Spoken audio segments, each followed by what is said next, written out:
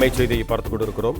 260 பேர் உயிரிழந்த அகமதாபாத் ஏர் இந்திய விமான விபத்து தொடர்பாக 15 பக்க முதற்கட்ட விசாரணை அறிக்கை நாடாளுமன்ற குழுவிடம் தாக்கல் செய்யப்பட்டிருக்கிறது. இது தொடர்பான கூடுதல் விவரங்களோடு இணைகிறார் எமது செய்தியாளர் மாணிக்கம். வணக்கம் மாணிக்கம், உங்களிடம் இருக்கும் தகவல்கள் சொல்லுங்க.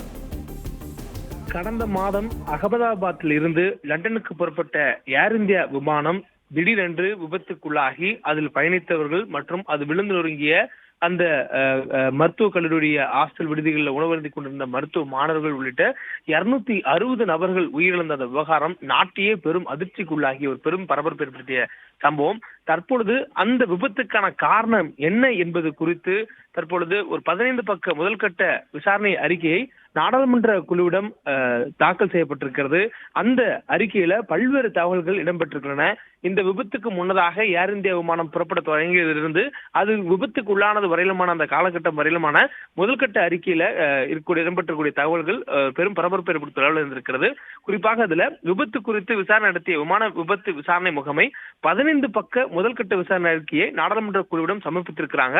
அதுல விமானம் பறக்க தொடங்கிய 3 வினாடிகள்ல 2 என்ஜின்களும் செல்லக்கூடிய அந்த எரிபொருள் சப்ளை துண்டிக்கப்பட்டிருப்பதாக சொல்லப்படுகிறது. அது விமானம் பறக்க தொடங்கியதுல 180 நாட்ஸ் என்ற அளவுல அதனுடைய வேகம் எட்டிய நிலையில, அதாவது விமானம் புறப்பட்டு வானில் எழும்பிய நிலையத்துல அது தொடர்ந்து பறப்பதற்கான அந்த நேரத்துக்குள்ளாக அந்த பறக்கக்கூடிய அந்த 3 வினாடி என்று சொல்லக்கூடிய குறுகிய நேரத்துக்குள்ளாகவே அதனுடைய என்ஜினுக்கு செல்லக்கூடிய அந்த எரிபொருள் சப்ளை நின்று இருக்கிறது. விமானத்துக்கு செல்லக்கூடிய எரிபொருள் சப்ளை நின்றதனுடைய அந்த ஆதாரம் என்பது அந்த பைலட்களுடைய உரையாடலிலிருந்து பதிவு செய்யப்பட்ட அந்த ரெக்கார்டு மூலமாக புரிந்து கொள்ள முடிகிறது என்று அந்த விசாரணை அறிக்கையில் சொல்லப்பட்டிருக்கிறது. விமானம் மேலெழும்பிய அந்த சில வினாடிகள்ல எரிபொருளுக்கான அந்த ஸ்விட்ச் ரென் என்ற நிலையிலிருந்து ஆஃப் என்ற நிலைக்கு மாறியதுதான் இந்த விபத்துக்கான காரணம் என்பது இந்த முதல்கட்ட அறிக்கையில சொல்லப்பட்டிருக்கு. அதாவது ஒரு விமானம் பறக்கக்கூடியதற்கு முன்பாக அதனுடைய அனைத்து கட்டமான சோதனைகள் நிறைவேற்றதுக்கு பிறகாக அதனுடைய எரிபொருள் இன்ஜினுக்கு செல்லக்கூடிய வகையில அதை ரென் என்ற நிலைக்கு மாற்றுவார்கள். அதற்கு பிறகாக அந்த விமானம் பறந்து அதை மீண்டும் தரையிறங்கிய பிறகாக அதனுடைய இன்ஜினுக்கு செல்லக்கூடிய அந்த ஃபியூவலை கட் செய்யும் விதமாக ஆஃப் என்ற முறைக்கு மீண்டும் அணைத்து வைத்து விடுவார்கள். இப்படித்தான் ஒரு விமானம் பறக்குவதற்கு முன்பாகவும் அது பறந்ததுக்கு பிறகாக தரையிறங்கியது பிறகாக அது நிறுத்தி வைக்கப்படும் பொழுதும் அது இன்ஜினுக்கு செல்லக்கூடிய ஃபியூவல்களை நிறுத்தி வைக்கக்கூடிய முறை பின்பற்றப்படுகிறது.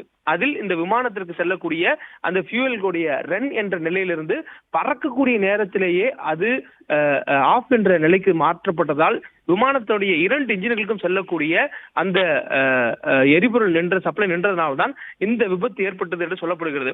மேலும் இது ஆஃப் என்ற நிலைக்கு மாறியது மனிதர்களால், அதாவது பைலட்டுகளால் மாற்றப்பட்டதா அல்லது இது தொழில்நுட்ப கோளாறாக அதுவாகவே மாறி இருக்கிறதா என்பதெல்லாம் முழுமையான விசாரணைக்கு பிறகே தெரிய வரும் என்ற தகவலும் சொல்லப்பட்டிருக்கிறது. இந்த எரிபொருளுடைய சப்ளை துண்டிக்கப்பட்டதுடைய காரணம் என்ன என்பது இன்னும் முழுமையாக அந்த தொழில்நுட்ப வல்லுநருடைய விசாரணைக்கு பிறகு முழுமையாக தெரிய வரும் என சொல்லப்பட்டிருக்கிறது. தற்போதைய சூழல்ல இன்ஜின்களுக்கு முறையாக அந்த எரிபொருள் செல்லவில்லை என்பது மட்டும் உறுதி செய்யப்பட்டிருக்கிறது.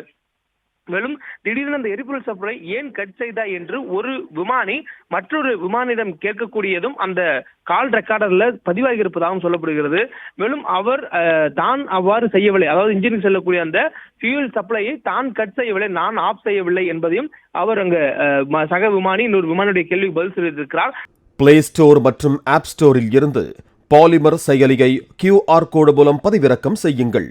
செய்திகளை உடனுக்குடன் பெறுங்கள்.